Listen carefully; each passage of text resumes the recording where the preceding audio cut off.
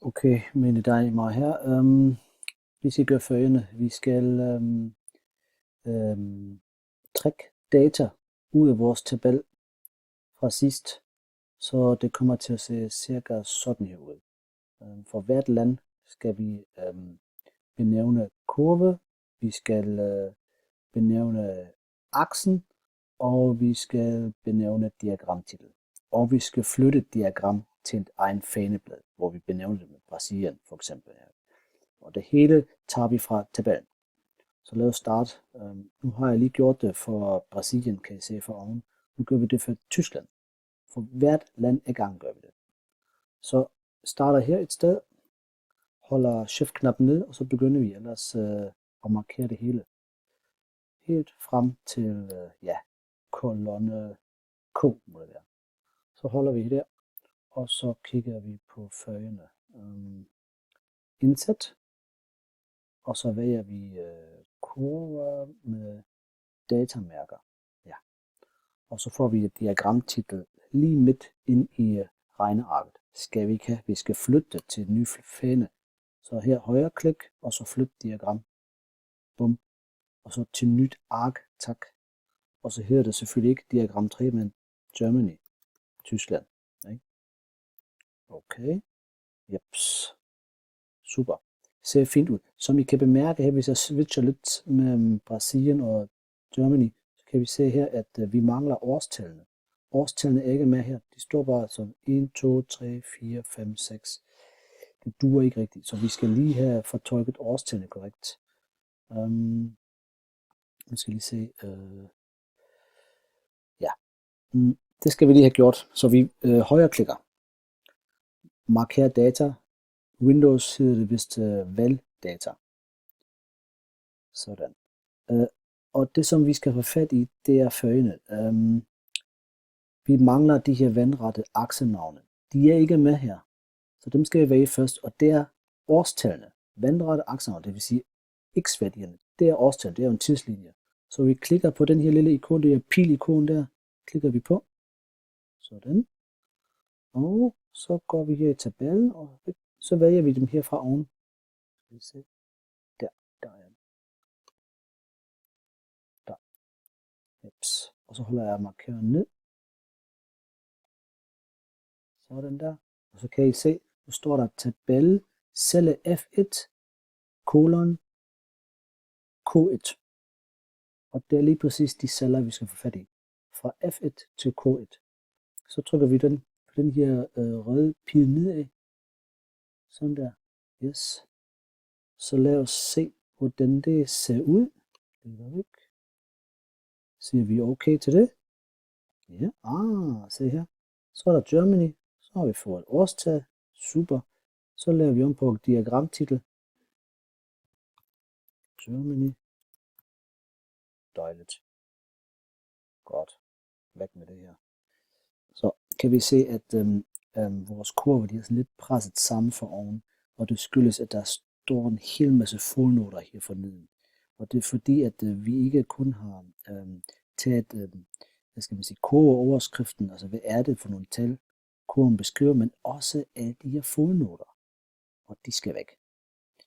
Det gør vi på følgende måde, ligesom før sådan set. Højre klik, marker data, og så tager vi en gang. I kan se her, det er den første serie. Den tager Gross Domestic Product, det vil sige, det er BNP, og navnet kommer fra celle A8 til E8, det vil sige, det er alt det, der står imellem, altså vandret mellem celle A8 og E8. Lad os lige tjekke det, hvad det er. Det kan vi se her. Prøv det der. Ja, det er det der markeret med grønne stiple linjer der. Ikke? Og hele vejen ned, og det er ret langt, det er for langt. Så vi sletter det her, væk med det. Og så gør vi følgende.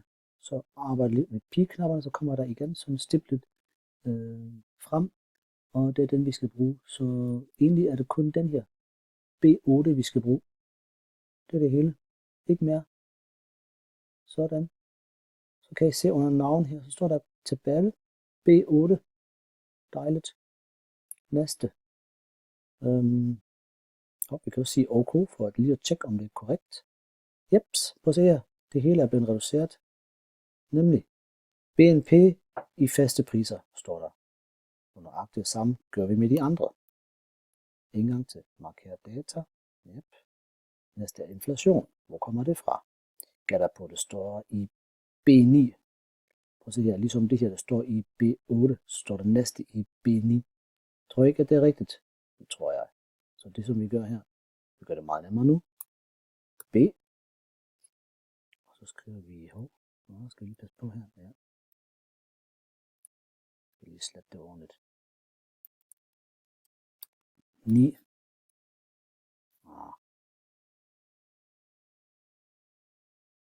B.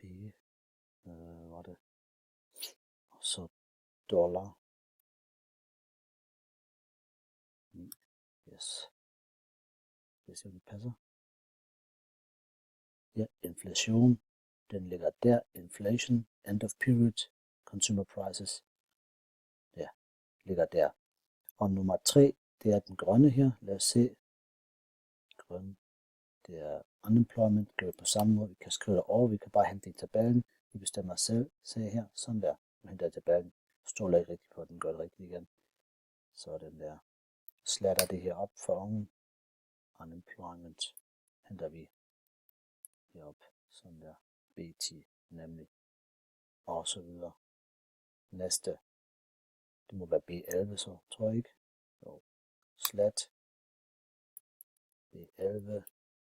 Kommer den stiple linje der. Det er vores, det må være vores underskud, ikke? Eller overskud. Sådan. Yep. Og den næste, det må være B12. Sletter vi. Det er nettogælden. Den offentlige nettogæld. Offentlige nettogæld. Sådan. Og den næste, det er den sidste sådan set. Mere kommer der ikke.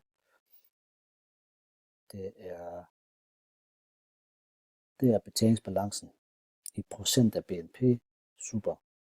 Men først væk med det, vi skal kun den bruge den ene celle, det vil sige, det er B12. Sådan. Yep. Og så siger vi OK til det hele. Det er altid vigtigt at sige OK, for ellers tager den ikke de andre ændringer med. Sådan. Så se her. Hvordan ser det her ud? Ja. Det ser rigtig fint ud, synes jeg. Yes. Kan man allerede se en lille smule med, at tyskerne de har haft nogle minus her. Offentlig underskud på den finanskrisen kan man godt se, så lidt over 0 små overskud her på 0,5% af BNP.